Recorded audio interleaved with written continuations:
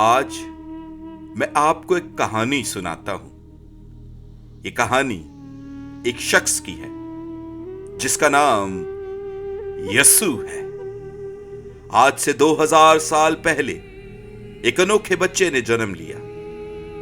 उसकी पैदाइश इसलिए अनोखी और हैरत अंगेज थी क्योंकि उसके बारे में जो कुछ कलामे इलाही में लिखा गया था बैन उसी तरह उसकी पैदाइश हुई और बिल्कुल कलामे खुदा के मुताबिक उसने अपनी जिंदगी को गुजारा।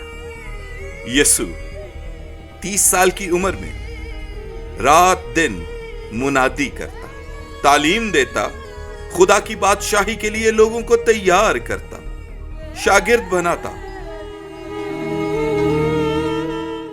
मौजज़ात करता।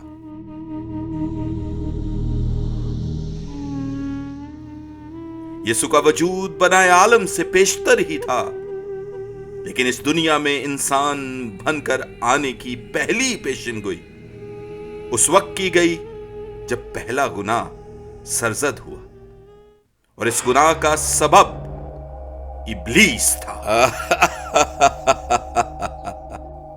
और दुनिया के पहले मर्द और पहली औरत यानी आदम और हव्वा को इब्लीस ने भड़काया और गुनाह में फंसाया और यह गुनाह इंसानों में वबा की तरह फैल गया और फैलता ही चला गया।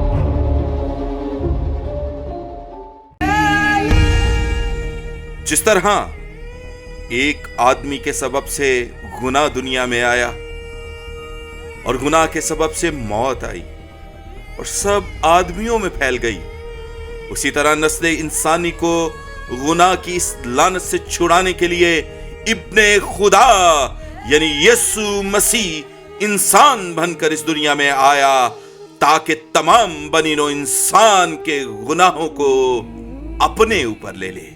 एक दिन यूहन्ना बपतिस्मा देने वाले ने यीशु को अपनी तरफ आते देख कहा, देखो ये खुदा का बर्रा है जो दुनिया का गुनाह उठा लिए जाता है।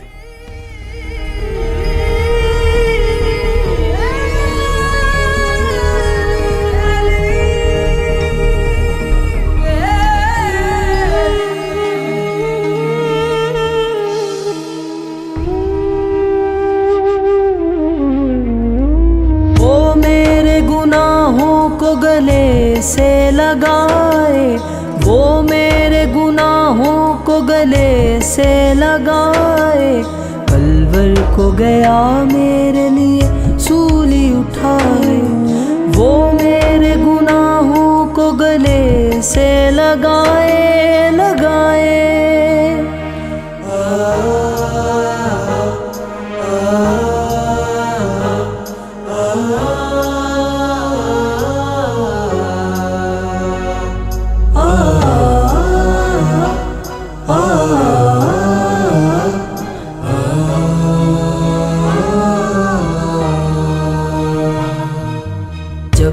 यरूशलेम शहर से निकला वो बेसहारा, बदला खुदा ने उसे गमगीन किया। इखलाक का उसके एक अपने ने उसे 30 सिक्कों के एवज दुश्मनों के हाथों बेच दिया। वो मेरे और तेरे गुनाह अपने ऊपर लिए हुए कलवरी के सफर पर चल निकला। हुजूम का हजूम से मार रहा था, थी दुख से भरी मेरे मसीहा की सवारी। रास्ता था पहाड़ों का कठिन, सूली थी भारी। दुख से तरह जान पे किरदार का साबर, कई बार गिरा राह में कलवर साबर। ये दर्द का नक्शा था जो देखा नहीं जाए।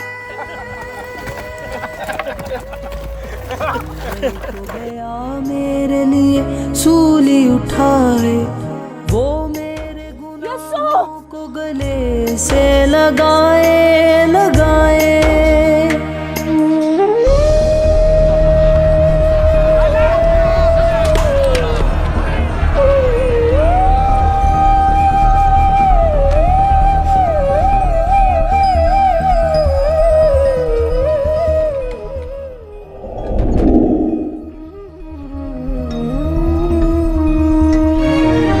बदले हुए हालात ने जब कहर गुजारा, दिन तीजे पहर वो मेरी खताओं को लिए हुए का सारा सलीब पर चढ़ गया और सलीब पर से बाप से दरख्वास्त की, ऐ बाप इन्हें माफ कर, क्योंकि ये जानते नहीं कि क्या करते हैं।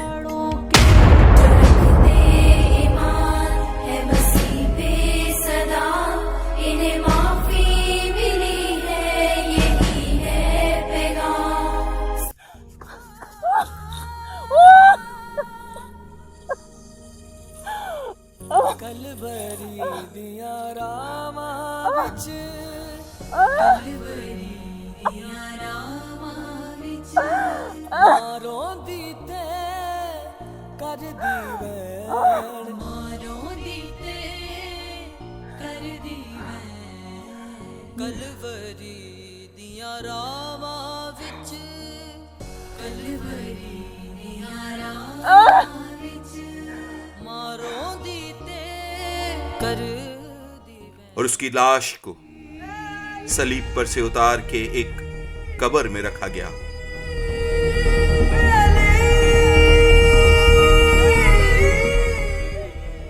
और भारी पत्थर बादशाह की मोहर के साथ उस कब्र के मुंह पर लुढ़का दिया गया। यीशु की कब्र पर इंतहाई सख्त निगहबानी थी। काहिनों और फरीसियों ने पिलातूस से कहा था कि उसने अपने जीते जी ये कहा था कि मैं तीसरे दिन मुर्दों में से जी उठूंगा।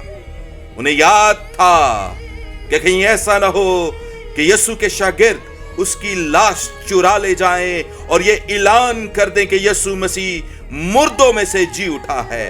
लेकिन खुदा जो बादशाहों का बादशाह है, वो आफताब को हुक्म करता है और वो तलू नहीं होता।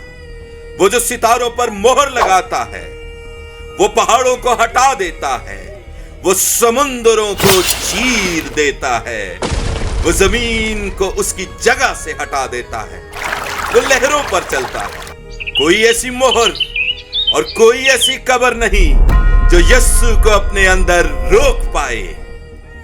हफ्ते के पहले रोज तड़के कुछ औरतें खुदावंद यीशु मसीह की कब्र पर खुशबूदार चीजें लेकर आई ताकि उसकी लाश पर मले।